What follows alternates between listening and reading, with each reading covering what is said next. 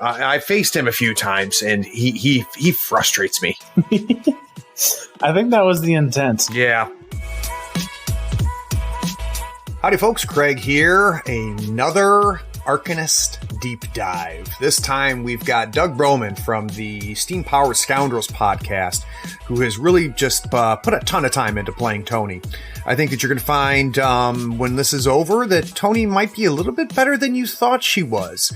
I think that the crew has a lot of play, and I was very impressed with how thorough Doug was going through model by model where each model can fit inside of a Toni crew, depending on the situation, depending on the scheme pool, depending on your opponent. It's pretty obvious that Doug has gotten a lot of games in with Toni Ironsides, and he doesn't hold back, and he shares everything. Most importantly, at the end, he shares some good ways to counter her. Enjoy!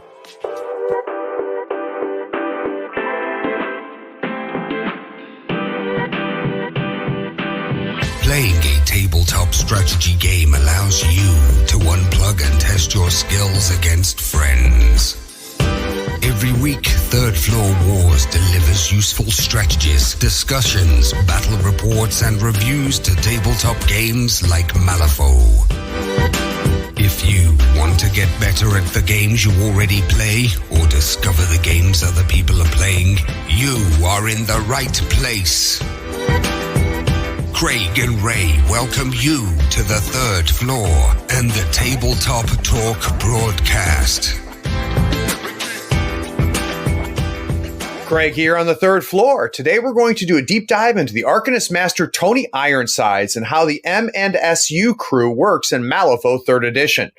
Now, she's now the leader of the Union, so let's find out if her new station in the fluff actually translates to power on the table.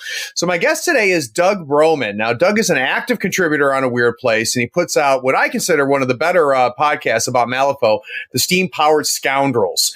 So you probably have heard his voice before, and if you're not already subscribe to that podcast, we'll have links in the show notes. You need to fix that problem.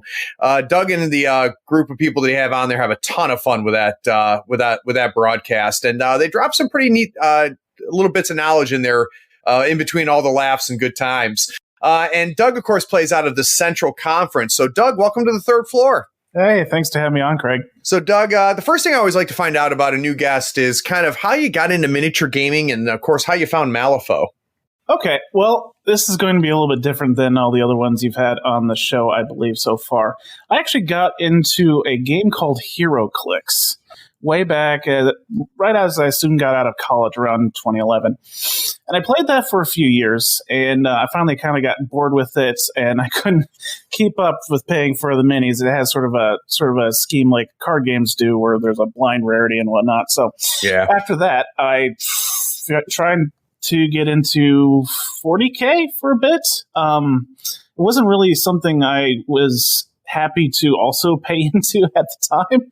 And then actually my wife found out about Malifaux when she was perusing our local game store, and she came to me just, stars in her eyes, just absolutely loving the fluff and all the models behind it and the few models behind it. So I got into it as well.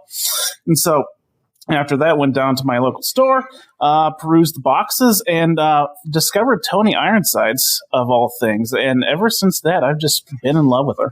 Yeah, I've always thought that despite being, Arcanist, and that's a whole nother problem that I have, but I've always thought she was really one of the cooler masters in the group. And yeah, it's funny. I came so close to playing HeroClix several times. And probably the biggest thing that was drawing me in is I love the idea of having, superhero minis, because I know they had both Marvel and DC at one point, didn't they? Yeah, I think they still do. And luckily I avoided it because I've heard it can be a bit of a money sink rabbit hole. But I got to tell you, and I don't know if you've seen it, but apparently the guys from Privateer Press, they left, or some of the key people at Privateer Press left, and they put together a new game for Marvel that's coming out. I think it's on pre-order right now. I think it's I can't remember the name of it. It's Crisis or something like that. But they were demoing it. Those guys were at Nova, and I had a chance to talk to them about it. And it's a clever little game. And it'll be interesting to see whether I can resist. Have you seen any of the models for it or anything about it yet? I've heard a few things. I've been trying to avoid the whole comic book thing because I got really into comic books too, and it can be a bit of a money sink. But I still love the universe and just the idea of comics. If you couldn't tell, I'm a bit of a bombastic person, and it just really fits my personality. If it turns out to be a really fun game, I would definitely be willing to give it a try. Yeah, I think there's probably zero chance I'm going to avoid buying the core box, just because there was some really. It was also nice to talk to the designers at Nova, and there's some pretty interesting mechanics in there. There's some catch-up mechanisms in there that are really interesting, and you get to do. You can be Captain Marvel, you can be Red Skull is in there and stuff, and they had a gorgeous demo table that was like a subway, and you could pick up the subway trains. It was pretty cool. But anyway, that's not what we're here to talk about. Let's talk about Malifaux. So what I'm going to try to do with you, Doug, is I really want to kind of dig in and understand really what Toni Ironsides is doing in 3rd edition.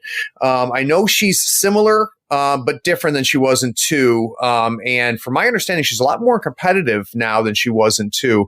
So let's start off and pretend that people listening have never saw her in 2, have never played her in 3. Can we get kind of an idea of what type of master Toni Ironsides is? Toni Ironsides is basically the closest thing the Arcanists have to a straightforward beater. She's definitely not straightforward, but she's the one that's going to get into the opponent as fast as possible and throw as many punches as she can, while the rest of her crew also just slams into them all at once. So while she's handing out punches, she's also controlling the opponent by dragging them into her against their will, and just locking down as much of the board and as many models as she possibly can. As well as sort of her crew operates as a bubble style. So there's a lot of auras that you're bringing to the table to make things very, very difficult for your opponent to bring your models down. So she's definitely a puncher, right? So she's definitely a beater, but what really makes her unique is that lockdown aspect that you just talked about. And I don't know, I can't remember when it was. It was soon right after beta. One of our locals here, John, is a phenomenal Arcanist player. And actually a decent human being, which is rare combo. That's the first time I went up against Toni, and I made a huge mistake. I was like, you know what? She's got all this defensive tech. I'm just going to take McMorning. I'm going to bring McMorning in and just take Toni out of the game, and I'm going to win this. And that's not what happened. Me bringing McMorning into her bubble of death was exactly what John was hoping for. So can we talk a little bit more, Doug, about, because the bubble is a big deal. So let's talk about just what a sink that is. Okay, so Ironsides herself doesn't generate a lot of the stuff from the bubble. She's kind of the in-your-face model that's just smacking your opponent around while the rest of the crew brings up a lot of the utility. One of her main mechanics is unionized, which says that if she's within 3 inches of another model with the unionized ability, she gains positive flips to her defense and her willpower. And that's not even on opposed flips. It's any flips for those stats. Yeah. Which really drives up her crew survivability. Now, she has 3 henchmen, which is kind of unique in the game, and each henchman brings their own special thing to the bubble, which keeps it a lot more hardier. The captain's kind of your anti-range, Amina's kind of your anti-charge, and Fitzsimmons is your armor, but that's not armor. Yeah, and I think the big thing to understand, too, is the lure, right? Yes. She's got a Sat 7 lure, and it's not actually a lure. It's called Bring It. There are a couple models in the game that have it. It's against willpower. What it says is the model has to move its move plus 2 inches towards Ironsides, and it's not a push, so you can actually climb over walls this time. And then they have to take a melee attack against her. That's the key. Yes, and she loves getting attacked with melee attacks. My goodness. And what happens when I hit her? Oh, she hits you back for free. Actually, you don't even have to hit her. That's the best part. Back in 2, it was kind of a weird way to get that punchback to work, but they really fixed it this time. So it just says that after resolving, the model takes 2, 3, 5 damage, as well as giving you an adrenaline token, which we can probably talk about later, which is very, very important to her. Yeah, and I think the key now, and this was a really a monumental shift from 2, is that she's not actually attacking you back, to your point. So she is just doing a damage flip against you. Yep. And if the fact that it's after resolving means that, you can cheat to make sure that the melee attack doesn't land, even though you've got things in the crew that'll, help mitigate it if she does get hit and takes damage. But basically, I take a swing. Let's say that I miss the swing, then I don't get to flip any more cards. You just hit me. I just take damage, and it's brutal. Oh, it's even more brutal because it doesn't really care about the result of the flip. It's just a straight card flip, 2, 3, 5. So you're a much better chance of getting that 3 or that 5. The one thing I guess we probably need to point out is that it's specifically a defensive trigger on a tome, but that's built into her defense. So there are melee actions out there that don't target defense that will actually get around this. Right, and things that shut down triggers, will affect it too. And it is a damage flip. So even though she's doing a straight flip, hard to wound would put it on a negative. But I can't emphasize enough the fact that this is not her taking a swing. So there's not an opposed duel to figure out whether this damage flip happens. It just happens. So I think we have to talk about some of her signature stuff, which is, of course, I think probably the biggie is the adrenaline mechanic. Can we talk about that? Oh, yeah. Adrenaline. This is basically giving her what she wants for doing what she wants to do anyways. Every time she makes an attack, she can get an adrenaline. Every time she gets attacked, she can get an adrenaline. When she activates, she gets adrenaline. And there are models, specifically her totem, in the crew that can give her adrenaline. There's a couple of ways to kind of cheese that too. But what you're doing with the adrenaline is, well, for one, you can reduce damage per token you discard down to 0. So it's really fun to get 3 damage to the face and then just say, nope, I take nothing. Yeah. And then you can also stack it onto your regular punching attack with your brass knuckles to go up to a 4, 5, 7 damage track. Yeah, that's juicy. Yeah, that's brutal. That's brutal. And last but not least, for a bonus action, she can just toss 2 adrenaline tokens to take another action or remove any condition she wants on herself. The versatility that you have there, Doug, is significant because it almost creates a toolbox so that she can use that adrenaline when she needs it for why she needs it, depending on what the board status is and what the impending priority or threat might be. We have to talk about, you hinted at it. Let's go through, everything that gives her adrenaline, either through herself or maybe from some support from the crew. Okay, well, we talked about the defensive trigger, so let's start with that. If you can declare the defensive trigger, then you get an adrenaline token. Even if you're being attacked by something that isn't a melee attack action, if it targets your defense, you're still getting an adrenaline token. She'll gain 1 for activating and an additional 1 for every model that is engaging her. So that can stack up, especially if she's bringing people in to fight her. On her brass knuckles, she has the trigger built in that says, hey, take adrenaline token for each tome in the duel. So you start off with 1, you're guaranteed 1, but you can also stack that to, I think you can do 4 if you bring the right models, which is absurd. Yeah. What's the highest you've gotten her up to? 12.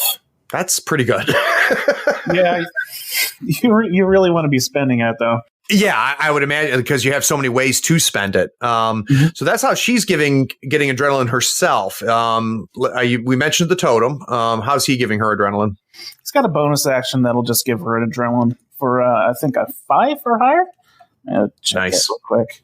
Also, if she happens to be below half health, then she gets another one. Hooray. Which she'll need, right? Yes. That helps with the durability.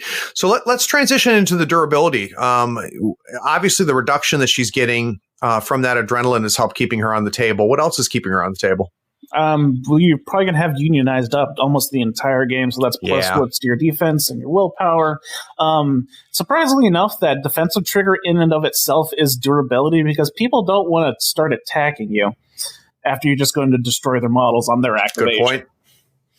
And of course, she's bringing the henchman as well, which is going to stop models from getting the attack off their charge or giving her bulletproof or just giving her armor and hard to wound. Yeah, and how often is she seeing turn 5?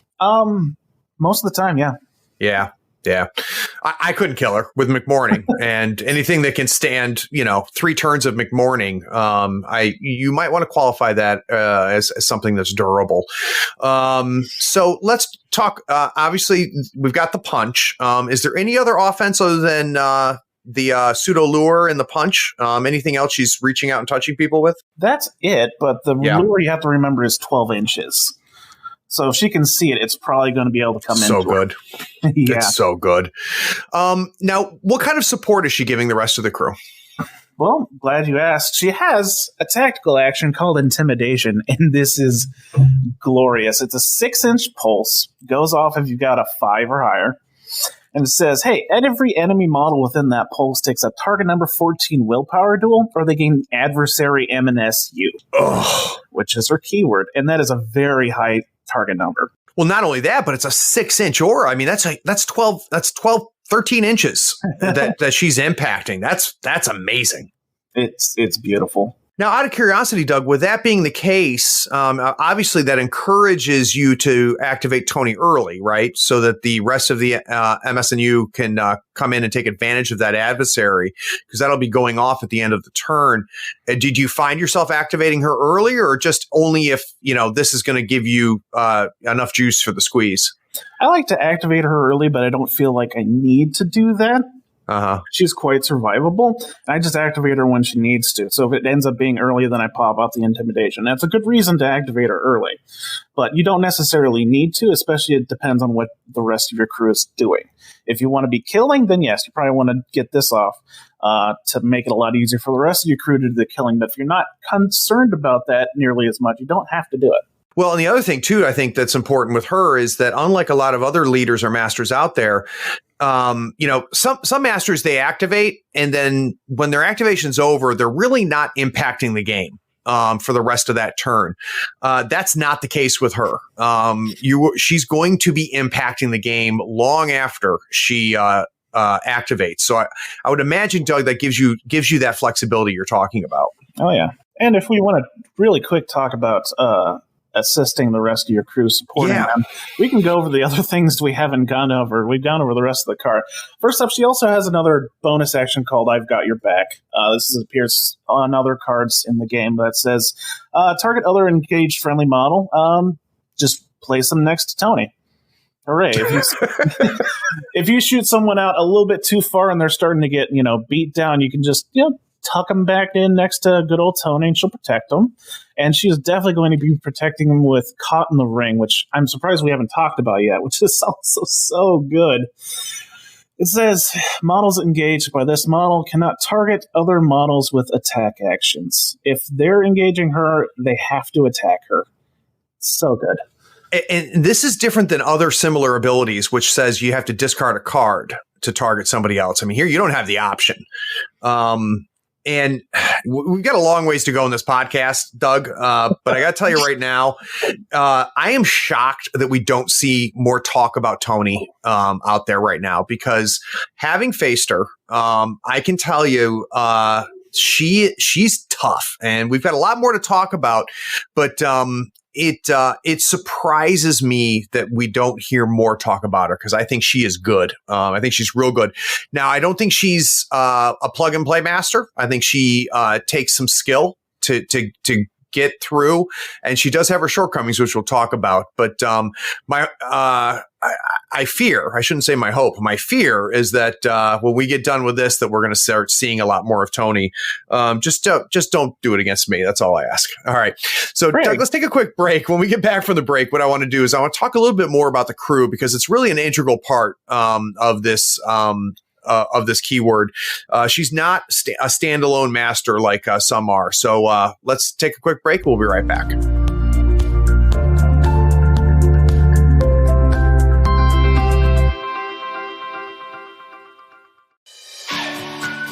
Howdy, friends. Did you know on Spotify you can listen to all of your favorite artists and podcasts in one place for free? You don't even need a premium account. Spotify has a huge catalog of podcasts on every topic, including your favorite pod, Tabletop Talk from Third Floor Wars. On Spotify, it's easy to follow your favorite podcast so you never miss an episode. Premium users can download episodes to listen to offline wherever you are. They make it easy to share what you're listening to with all of your friends on Instagram. So help support all of the content coming from Third Floor Wars and download the Spotify app. Search for Tabletop Talk on Spotify or browse podcasts in the Your Library tab. Make sure to follow us so you never miss an episode of Tabletop Talk.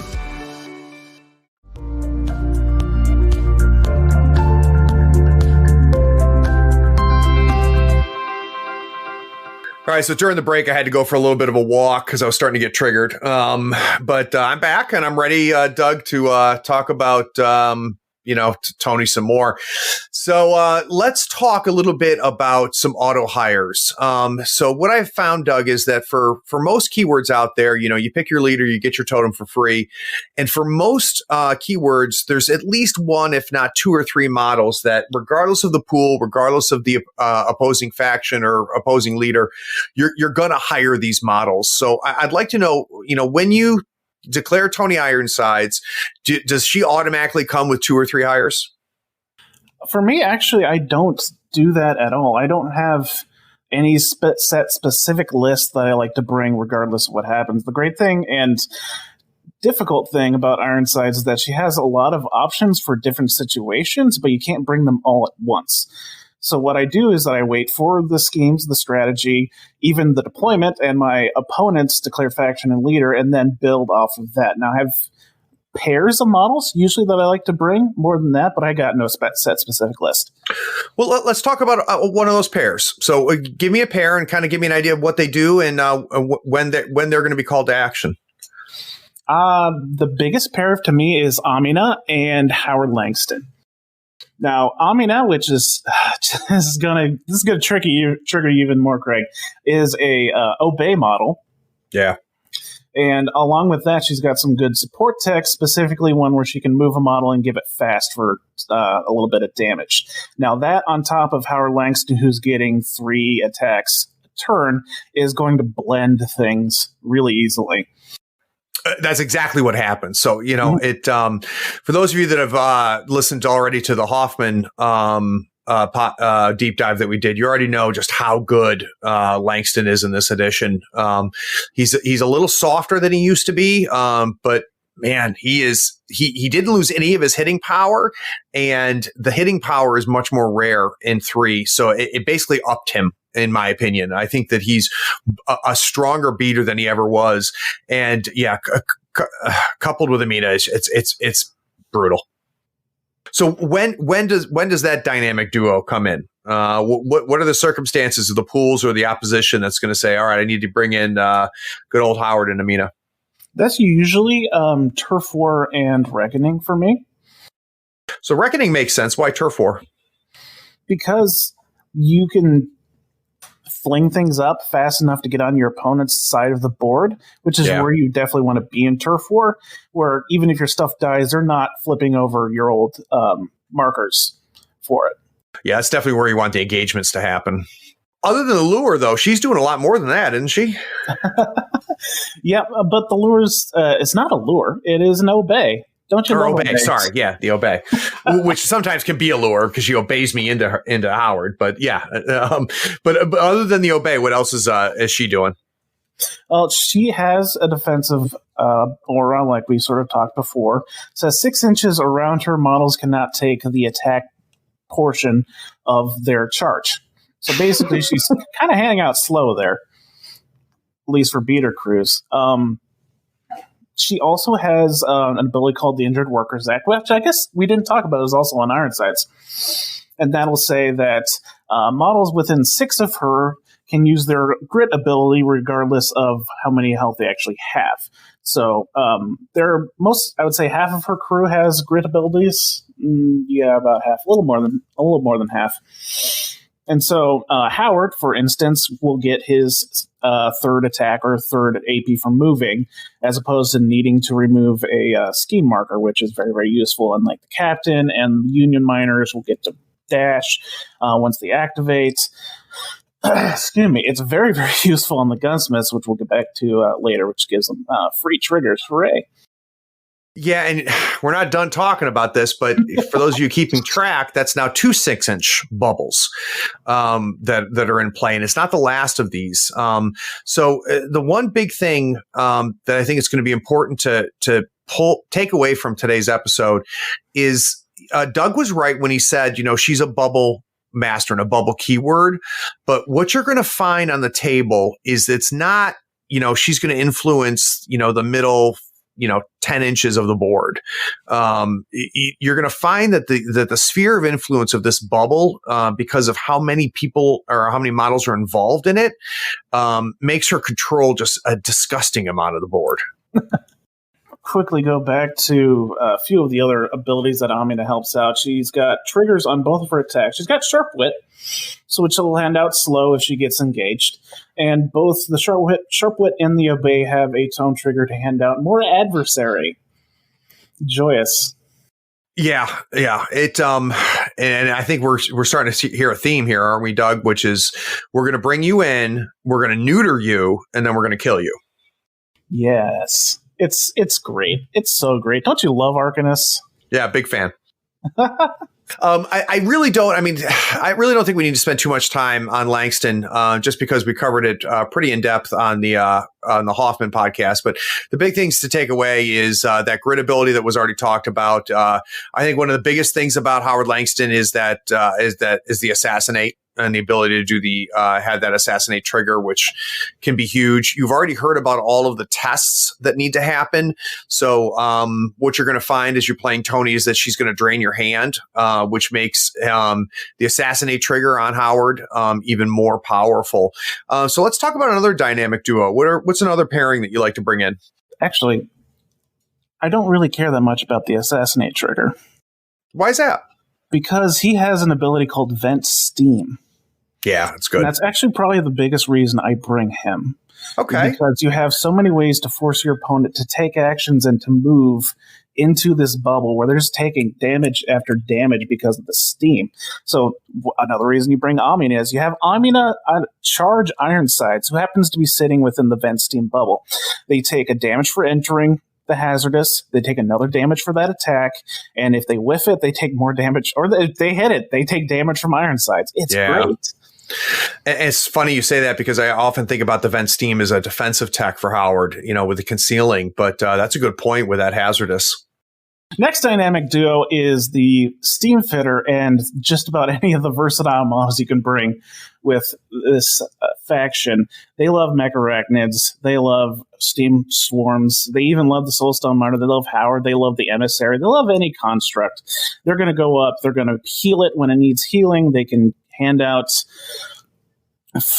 shielded and focused for Howard for a pretty easy price, and they can dump out scrap markers for either Howard's ability, their ability with the power tokens, or the Mecharachnid's ability to grow an extra limb and start hitting even harder. Yeah, and we learned on that Hoffman deep dive just how good Howard is with those power tokens. But for those that didn't hear the Hoffman deep dive, can we talk about that mechanic? So he's going to eat the scrap marker. He's going to gain a power token. And how does Howard use those power tokens? Well, then that makes his assassinate ability a lot easier. His execute ability, a lot easier because now he can declare the trigger he needs without having the card he needs. Unless you really want to bring the upgrade that gives him Soulstone use. Right, so he can use the power token to add a suit to any flip. Mm-hmm. And normally you can also use it for positive flip, but hopefully you're handing out adversary, so he doesn't necessarily need the positive flips. But if you really want to flip 3 cards, go ahead. So you talked about, sometimes there's no auto brings here. So what makes you decide that the Steam Fitter is going to make the crew?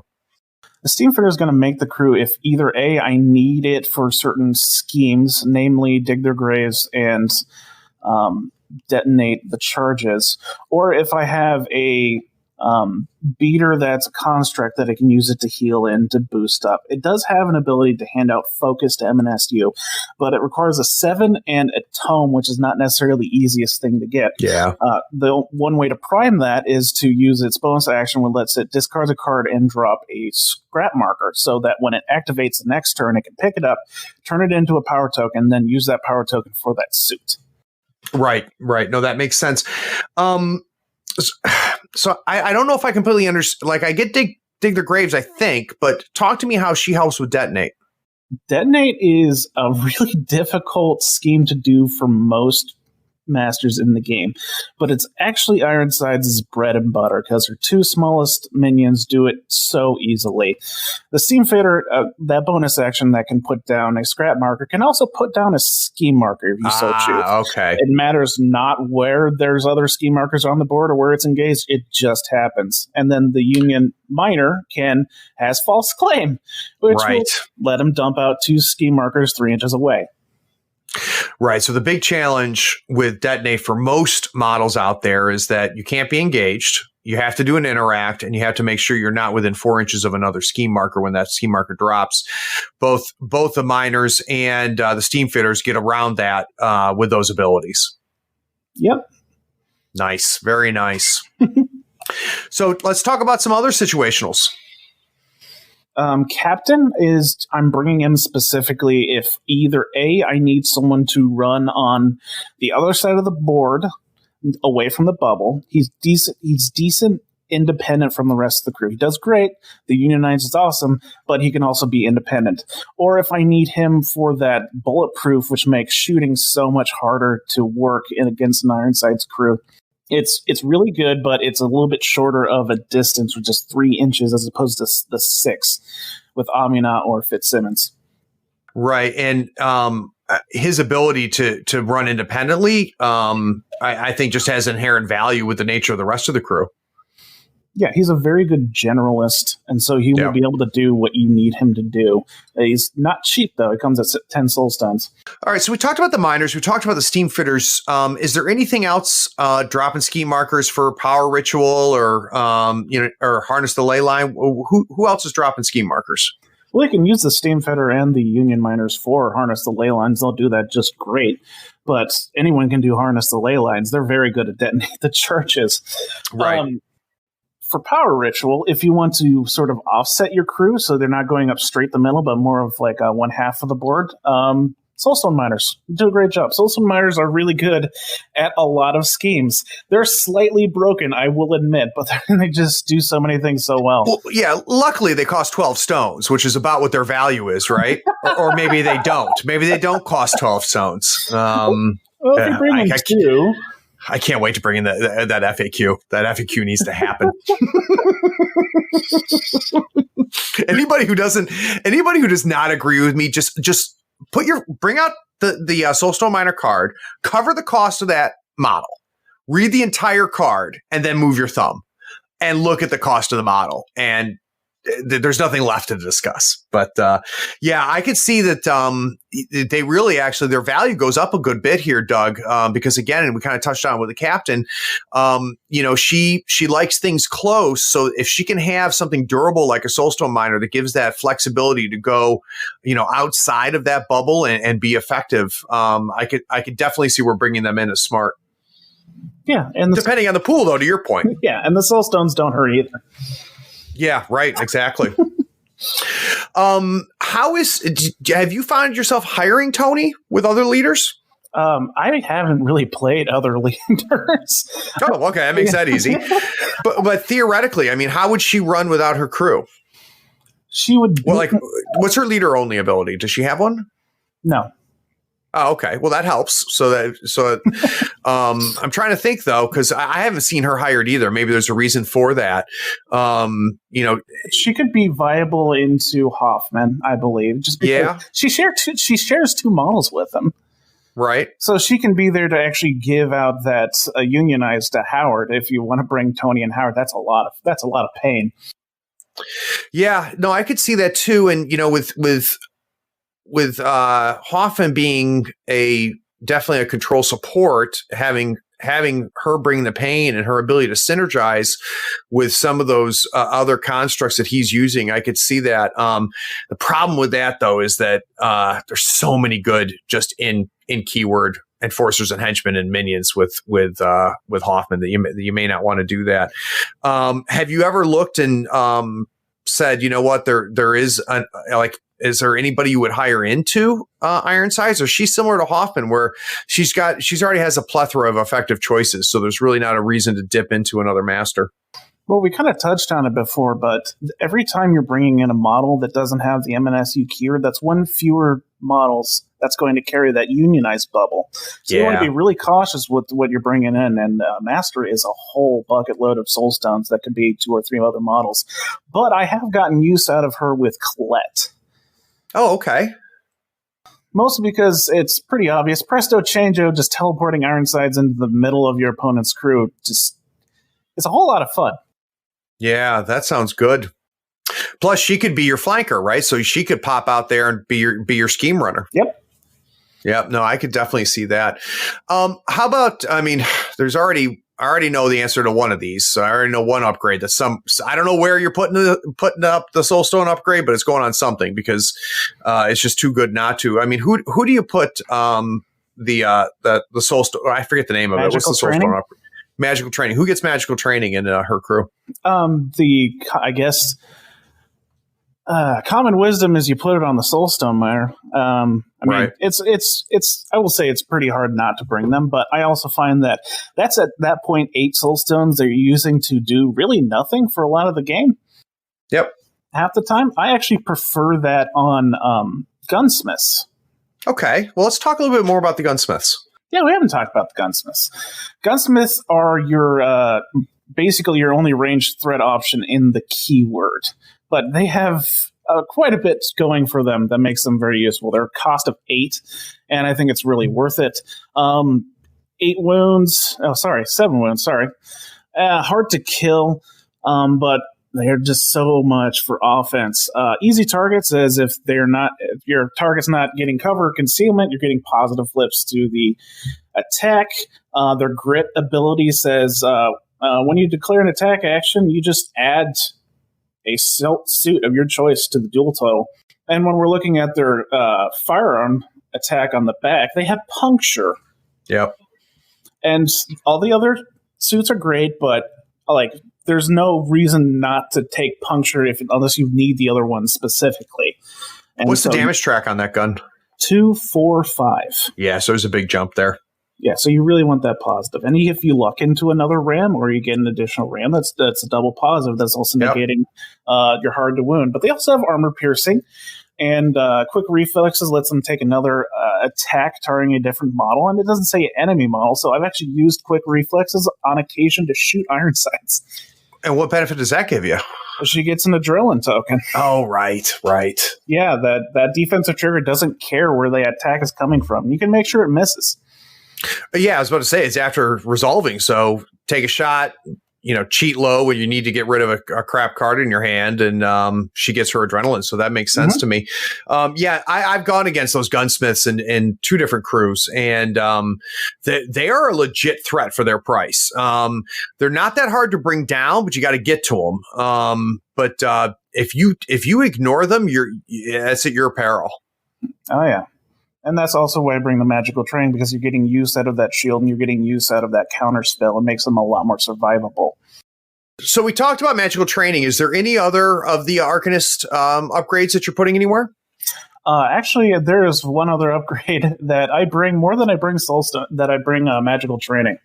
And that is Diesel Engine. And I'm genuinely surprised not more people are lamenting the existence of this upgrade. Okay, Diesel Engine has to go on a construct. It has Sputtering Exhaust, which says models within 2 inches of this model have concealment. That's good. Oh yeah, it's good just for that. Yep. But also they gain Charge Through that says damage flips from charges gain a positive, which is really abusable with a certain model I love to bring. And if they're minions, they get a 3-inch movement once they activate it. But that exhaust is crucial unless you're bringing Howard. Ironsides does not have a lot of ranged threat. She's got to move up and then drag you in before she can really start attacking. So getting like a mech arachnid or an emissary or a spider swarm with this upgrade means that the entire bubble of Ironsides suddenly has concealments, and they're a lot harder to hit. Now suddenly you're on negative flips to hit them, and they're in positive flips to resist it. It's disgusting. Yeah, so if you thought you were going to just bring a bunch of projectile attacks to solve the Toni problem, this could throw a wrench into that. It makes you so inefficient. Yeah, I would consider it necessary in her crew. I don't have models I always bring, but I'm always bringing Diesel Engine. So is there any other models, Doug, that you have been getting use out of that we haven't talked about yet? Yeah, there are a lot. I've been trying to go through absolutely everything that could possibly work well with her, so I have quite a long list. The model I bring the most, probably tied with Amina, is actually the Arcane Emissary. Oh, interesting. Yes. And we already talked about it. I love putting Diesel Engine on him, and he's the model that it's really abusable with because he can charge more than once a turn. Right. He also has a 2-inch reach, which means even if he's engaging something, they're usually not engaging him, and he can charge 0 inches for that positive flip. Yep. Also, if you get inside the concealment, he has negation aura, which says you have to discard a card to cheat in that aura. So I like to use him, one, to either support the bubble, or as I kind of talked about before, what I did with Captain is I like to run him on the other side of the board because he's very, very independent and he's crazy fast. Yep. Yeah, he could bring that outside threat. Yep. And he's just got a lot of really good triggers and severe damage of 6. So you're getting a lot of use out of that. Yeah, I think I'm finding, Doug, that almost all the emissaries are pretty solid models in this edition. I don't think any of them are stupid. I don't think any of them are auto includes. But everyone that I've come across now, they're worth their price. You get value out of them. I'm also seeing that really with the riders. So speaking of which, does the rider ever play a role? Yes. Also, yet another carrier for Diesel Engine. Yep. Hooray. Constructs. Rider is quite expensive and doesn't put out a lot of hits, so you need to bring other stuff to do the hitting for you. But Ironsides has a lot of... She doesn't have one particular suit. The M&SU doesn't have one particular suit that it absolutely needs over all the others. So you're getting pretty much use out of anything you get from the rider. Tomes are always good because that's more adrenaline for Ironsides. Masks are great because Amina no longer needs to stone or have the high mask, and the captain can use his defensive trigger.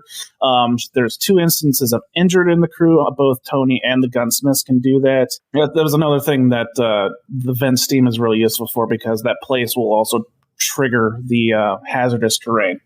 And you can also place that model almost 8 inches from where it was. Wow, that's so good. That's so good. So for those people that aren't familiar with how the emissary is handing out suits, can we talk about that real quick? Or rider, I'm sorry. All the riders have this bonus action that lets them do special stuff to determine, depending on the number of suits they have.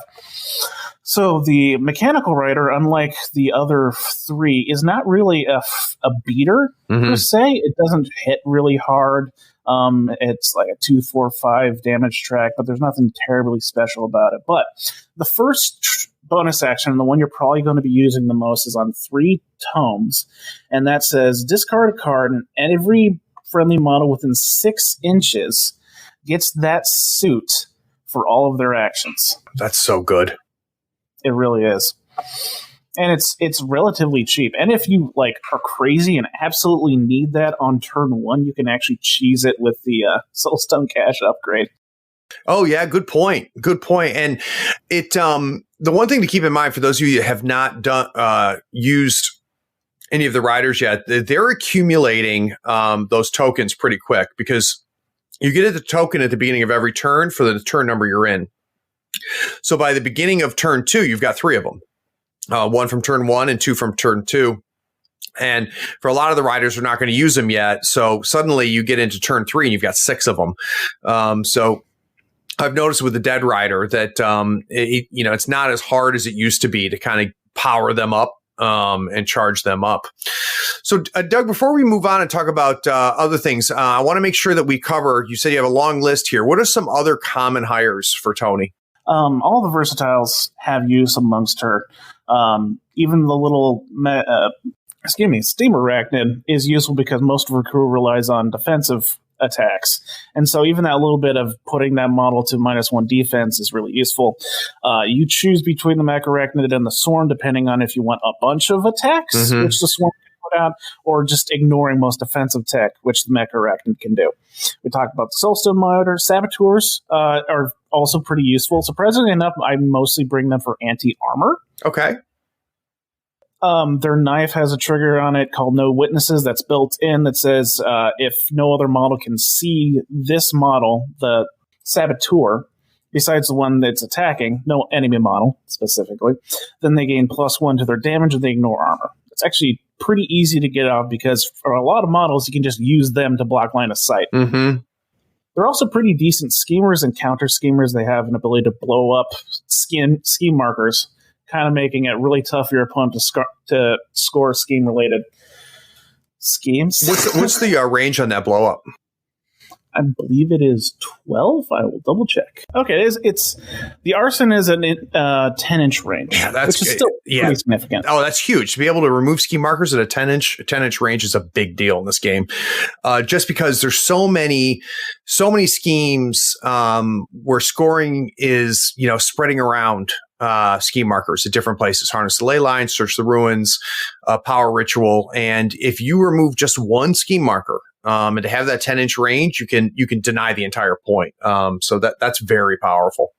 Yeah, and they turned it into a shockwave, so bonus damage, hooray. Oh yeah, but that almost seems like a side effect, right? Just that 10-inch removal is just good. Next on the list, Joss. Joss is a decent bring.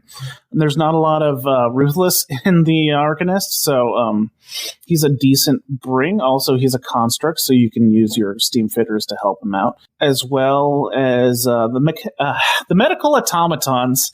I really wish were M&SU. I don't see how they really fit in with Hoffman, but they're so much more useful with your crew because you're all living. Yeah. Every M&SU model is living. And because you're bubbled up, their ability to heal very easily and also just heal off of your activation is a lot more useful. Well, they have bedside manner too, don't they? Yes. Yeah, and that's a great ability. Willie is fun for scheme marker shenanigans. You can pump out a ton of scheme markers with Union miners, and then Willie can put up his detonate charges ability. Yep. Something like that. And if the enemy model moves onto that entire fat stack, all of them will go off at once. Well, and luckily you don't have an obey in the crew, right? Yeah, or a lure. Right. Neither of those. Yeah, that could be yucky. Also, he's additional bring for if you really need blown apart. You actually have a decent amount of destructible terrain removal with your Union miners and the Soulstone miners, but not more of it. It will never hurt. The other two I could real quick. I only have two more. Envy. I just remembered that Envy's a construct this edition. Stupidly, I only remember him from second edition where he wasn't a construct, so I just kind of passed him off. But I was rereading the cards, like, oh, he's a construct. He'd be great to hold Diesel Engine. And he's size 3. Yep. And he's got a decent ranged attack, so you can actually sit in the middle of your bubble, keeping things concealing, and he can still make attacks. Yeah, no, Envy's good this edition. And lastly, Cassandra. Oh, that's interesting. Yes. Cassandra, because that means you don't actually have to activate Ironsides early to get that intimidation off. Oh, right. Yes. So you get that intimidation off early, and then you could possibly do it again with Ironsides if you really want to screw with your opponent. But that's such a good ability, and the fact that you can... And you want to activate Cassandra early anyways, because you got to put up her defensive ability. Yeah. So why not just do intimidation 6 inches out, putting out a bunch of adversary, and you can also get an extra attack from her off too if you hit the right triggers. What can you declare triggers with? Oh no, you can declare triggers with Upstage. Yep. So you can even give her adrenaline if you really want to. That's cool. Well, boy, it sounds like she's got a lot of options, which is neat. I mean, up to this point, Doug, I've heard so much about core crew, but it sounds like not only does Toni have a bit of a toolbox ability with the adrenaline mechanic, but it sounds like she has quite a large hiring pool, which allows you to really kind of cater that crew building to the situation at hand. which I think can bring a lot of safety when you're not quite sure what your opponent's going to declare. Mm-hmm.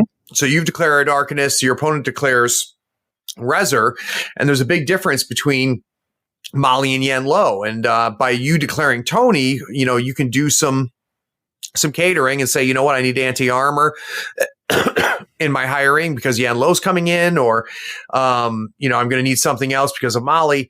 So that's very helpful. Doug, what we're going to do is we're going to take a quick break, and I want to talk a little bit about what strategies and schemes you find Toni good in. We'll be right back.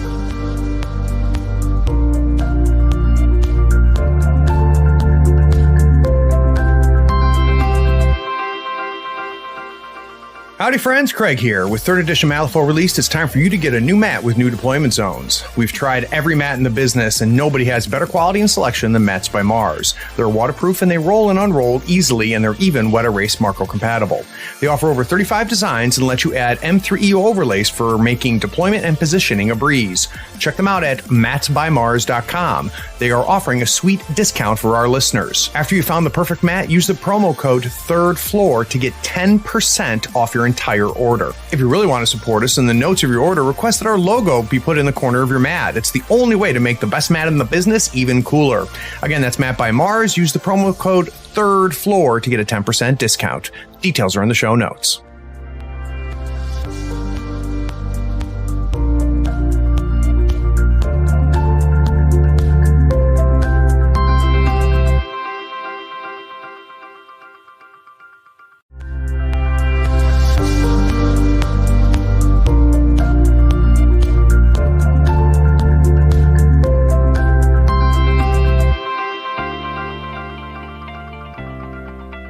So how much are 3 or 4 of these episodes worth to you a month? Third Floor Wars has a Patreon, and if you think they're worth $1, $5, $20 a month, swing by and become a patron. We have polls that decide the next episode of the pod, along with early releases of articles and podcasts. Everything we release goes out to everyone, but sometimes our patrons get a head start. The link is in the show notes, or just search for Third Floor Wars on patreon.com. Thanks for the support. Hey, before we jump back in, a quick shout out to some of our newest patrons. I want to give a big thanks to Alan Volts, Wes Hurt, Graham Steele, Brian Schooner, Lionel Mason, James Thompson, John Aker, Kylie Woodland, Alan Brown, and Jason Burry. We really appreciate you guys jumping on and helping us out.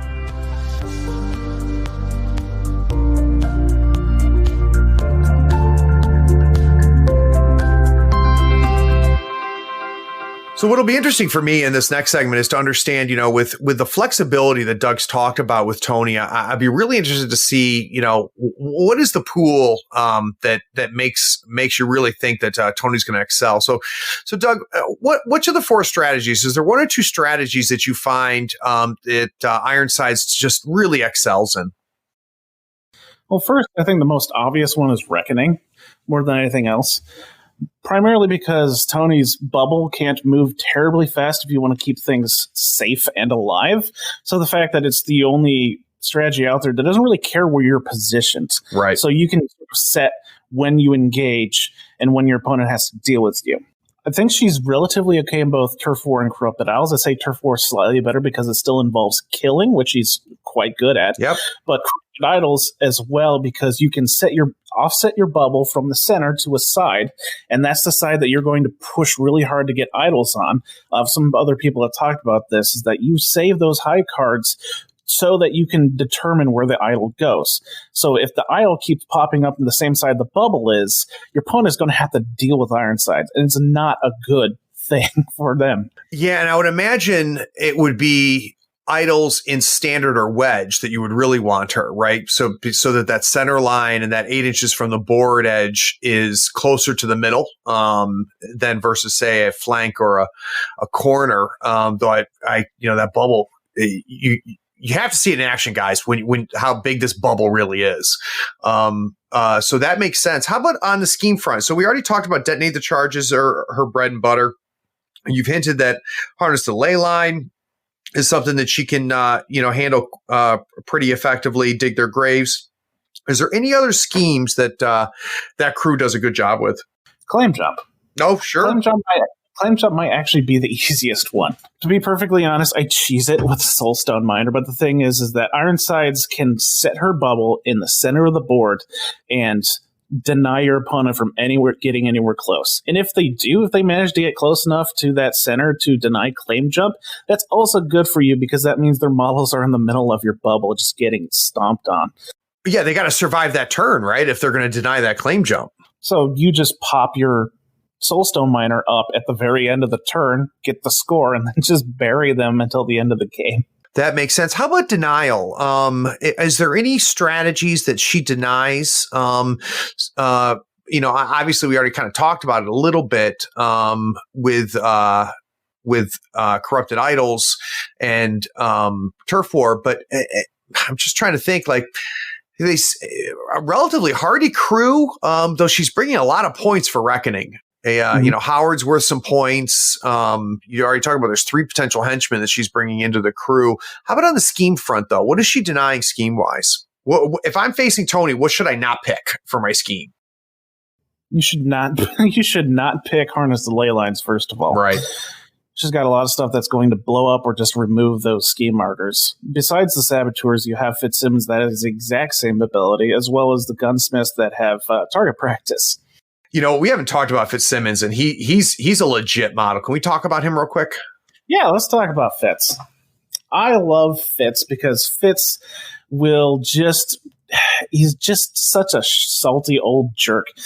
And he passes that saltiness along to your models, and he has a bubble of 6 inches saying, reduce damage by 1. It's basically armor, but it doesn't get ignored like armor does. And if you happen to be low on wounds, down to half or more, you gain hard to wound. Yeah, it's he's a pain in the ass. And another 6-inch like bubble.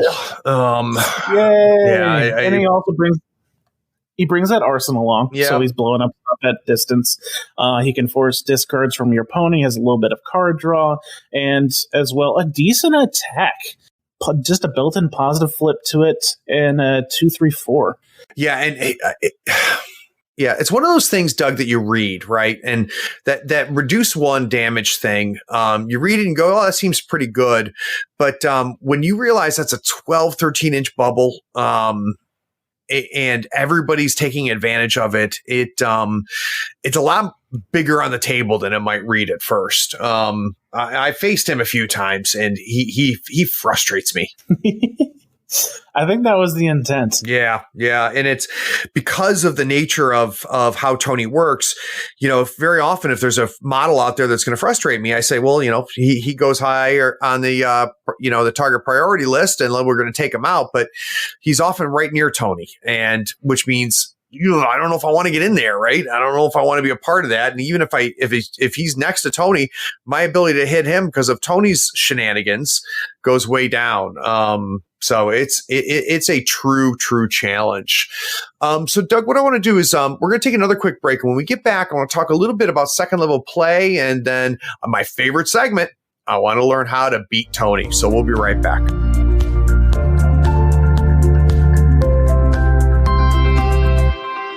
Howdy folks, Craig here. Now if you love gadgets as much as we do, you're going to love the new Third Floor Wars Gadget Bundle from Schooner Labs. Branded with the logo of your favorite podcast, it comes with 2 measuring multi-tools, a compass stepper for those tight and important movements, along with a compact dashboard to track your turn, strat, and scheme scoring along with your soul stones and pass tokens. It is the perfect bundle for anyone who plays Malifaux or just wants to look cool while doing it. The link is in the show notes. Check them out and help support your favorite gaming podcast.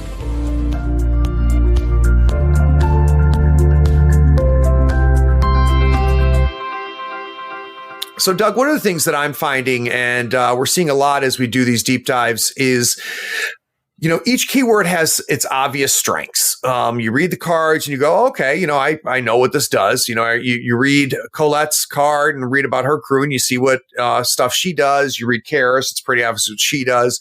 You read Toni and it's pretty obvious what she does. But what we're also finding is that after you get 5, 10, 15 games in with a crew, there tends to be kind of this hidden layer, something that the beginner's not going to notice. and that you're only going to really discover is either a strength or a weakness once you've played several games. So what do you consider kind of that second level with Toni? Well, we've kind of already covered that a bit, and that's making good use of the versatile and non-versatile models in the Arcanists. She makes a good main bubble game, but the bubble isn't going to cover the entirety of the board. So what we really need to do is figure out what is good when and when to bring it that's not in her crew. It sounds like, too, that you could make a mistake because there's a lot of tempting things to make that bubble bigger and stronger. And it sounds to me like you could make the mistake of doubling, tripling, quadrupling down on that bubble and then being left with nothing to score points with. So I think that's a good insight, Doug. I think another realization is that, Toni's is this great beard, put out a lot of damage, has great defensive trigger, but you need to make her a huge pain for your opponent. They're not going to do it for you. They're going to find out that trigger's really painful, and they're just trying to avoid her. And you need to put her into them as fast as possible and just wreck face. You need to not be afraid to lose her either. Yeah, she can go to turn 5, great, but that's not necessarily a good thing, because if she's not taking down your opponents or like holding them up, you might not be getting a ton of use out of her. So don't be afraid to lose Ironsides if you really need to. That's really interesting, Doug, because I ask people all the time, how often is this leader or this model making it to turn 5? But with Toni, if she's making it to turn 5, it's because either A, she survived after just getting piled on, or the opponent did a great job of saying, I'm not going to play Toni's game. And so maybe she spent all of her time, twiddling her thumbs. And I think I like that advice, Doug. I think that's good to say, you got to put her in danger, because when she's in danger is when she's going to do the most damage. Yeah. Or have the bigger impact, I should say. Definitely. So yeah, I like that a lot. All right. So now the part we've all been waiting for. What is Toni Ironsides afraid of? Oh, you'll be happy to know there's plenty of things that she doesn't want to see across the board from her. First and foremost, and probably the most obvious, is the stunned condition. Oh, right. I think across the board, the Arcanists just hate that. I don't think very many models like it very much, but stun will turn off her defensive triggers and will get rid of her triggers that give her adrenaline. So you're basically just sapping out all of her good stuff. Now, she can use her bonus action to clear that with 2 adrenaline tokens, but that also means that she's not getting the extra action. Yep. And you can just put it back onto her to remove that defensive trigger. As well, along that, I mean, if we're just talking about just beating up Ironsides herself, things that don't target her defense, willpower attacks, especially like movement duels. Yep. She really doesn't like, because she's not getting positive flips to that. Blasts and shockwaves, despite like Fitzsimmons and the captain reducing that damage, you're still forcing a lot of small bits of damage onto the crew, and you're hitting a lot of the crew with those blasts and shockwaves. And tapping her and putting pressure on her resources, her cards and things. The other thing, I guess, would be pulling the bubble apart. Some crews have more access to this than others, but you can move Ironsides, and if you just push her out of the way, she's not going to be putting a lot of pressure on your opponent. That's something one of the biggest things I worry about mostly, is if she gets into a bunch of the enemy models and they just push her away, or they push themselves away too. Yeah. The last thing, and this is kind of hard to do, you need to ignore her. Yep. Ironsides is supposed to be taking a lot of the focus, a lot of the damage from your opponent. The rest of her stuff, despite all those positive flips, are just relatively squishy. And if you can just circumvent her and start attacking her support, or just scheming around her, taking the stuff that lets you go around the edge of the board, it's going to be kind of hard for a crew to catch up to you. Yeah, I think attacking her, and I figured this out after getting my ass kicked several times, attacking her from the outside in, which is essentially what you're talking about, which is get rid of the support and work your way into her, I think is really good. And one thing that I have found is key, Doug, with the, avoid her, a lot of that comes down to your scheme selection. So I think you have to be especially smart when you're deciding on schemes. Now, there's some obvious stuff you're not going to take. You talked about it, a lot of the scheme marker-based stuff you got to watch out for, unless you're going to, get rid of those threats. I think Power Ritual is doable against her, but you have to be ready to kill any of that ranged scheme marker removal that's going to come at it, which means they will be likely outside of the bubble. So they might be vulnerable, but, and obvious things like assassinate is probably a bad choice. But there's other things that I think that you can do. One of them being deliver the message. There's things that you can take that allow you to score points without playing the game Toni wants you to play. Now, you need to be a little bit careful with delivering messages because she likes having friendlies around her. And if you're in their engagement, you still can't take that interact. But you have usually around 4 rounds to get it off. So it's quite doable. Yeah, I didn't think about that. So it's not as good as I thought it was. Because I was thinking, she's going to be pulling me in and stuff. But yeah, oh, God, she's so good. She's so good. I really don't, Doug. I don't understand how she's not being played more. And maybe I'm, just because I'm a bad player, she seems good, but I just think she's good.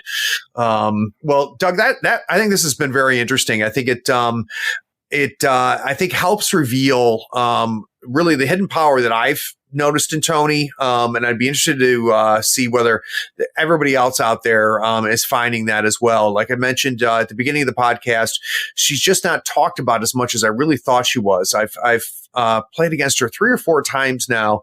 And, by the 4th time I played her, I've gotten a better sense of how to not get my butt handed to me by her. But she's got play this edition. So for the Steam-Powered Scoundrels podcast, for Doug, for the people that don't listen to that, can we give a little bit of a pitch on why they should be subscribing and listening to your podcast? Well, I will warn you right ahead of time. It is nothing like Craig's glorious information on how to play the game. Steam-Powered Scoundrels is mostly about people talking about the fluff and the fun, weird things we get to have with the game. Got a couple different formats. Steam-Powered Scoundrels being the long form, we'll usually take a large topic and we'll discuss and make lots of jokes and get off topic. And it's a lot about people having fun. I started the podcast to have fun. And at the time, I realized that there was a lot of stuff on how to play the game, but also just sort of the culture and the story behind it was not really being dug into. And it's such a great universe and such a great story. And that's really the reason why I stuck around with it so long. And I don't plan on getting out of it anytime soon. I just love the story and the setting. And it's amazing. It's weird that people aren't talking about it more often. Yeah, I think it's, I couldn't agree more, Doug. We focus, obviously, on my podcast, we focus more on the competitive side of things. But the fluff is so good. And you guys, I think what I love about your show is that it's truly unique and it's its own thing. There's not a ton of overlap with other podcasts that were out there in 2. And definitely not to the handful of, that are putting out stuff in 3. It's a real good time. You get a ton of laughs. You have some great guests. And you guys talk about, frankly, stuff I don't talk about. So I think that anybody who enjoys, the game for more than the stuff that I tend to talk about on Tabletop Talk, it's a good listen. I guarantee you're going to laugh. I guarantee you're going to enjoy yourself. There is some good tactical competitive stuff that comes out of the podcast. So Doug is underselling that a little bit. It does come out. But the fluffy part of it is really what I enjoy the most. It's a good show, man.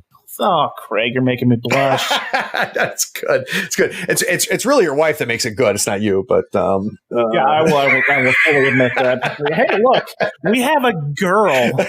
Yeah, no, you guys over the years now have really have gotten. You guys play each other really really well. And guys, you can also find Doug on A Weird Place all the time. He's on there, and if you're in the Central Conference, obviously you can lose to his Toni at any point in time as well. So, Doug, I really appreciate you making the time to help us learn about Toni Ironsides. I'm glad I can help. Thanks to everybody for listening. Have a good day. Be sure to check out our shop on thirdfloorwars.com for the latest gaming apparel and gear. While you're there, check out how the USFO Tour is shaping up. How does your conference compare to the others in the United States? Where do you rank nationally? Get those models built, painted, and on the table so we can see you at the U.S. Masters Invitational in October of 2020. Also, rate and write a review on this podcast for us. It really helps us find people almost as cool as you are. Thanks for listening. Howdy friend, Craig here. Is this episode making you realize you need to buy some models? Gadzooks Gaming is my favorite online retailer because of their large selection, killer prices, and great customer service. Don't you hate buying an entire crew box when you only need one model? Gadzooks sells crew box models individually and saves you a ton of money. They even have free shipping to the US and Canada if you spend $100 or more. Swing by gadzooksgaming.com and make sure you tell them Craig from the third floor sent you. All the details are in the show notes. The Schemes and Scoundrels podcast. For people that are not already subscribed to that podcast, or Steam Powered Scoundrels, sorry. Let's try that again. So, Doug, No. Keep it in. No. I've been making that joke since day one, as I love combining me and Kyle Bodie against as the scheme-powered scoundrels. Yeah, I don't know where that fucking came from. We'll listen to your podcast too much. Afterwards, we're like, shit, how did we not talk about X? Or why didn't we bring up Y? Yeah, I'm looking at Neil Henry and Mouse. We never discussed that. But you know what? I don't want these to be just an encyclopedia, right? Yep. You can go read the fucking card.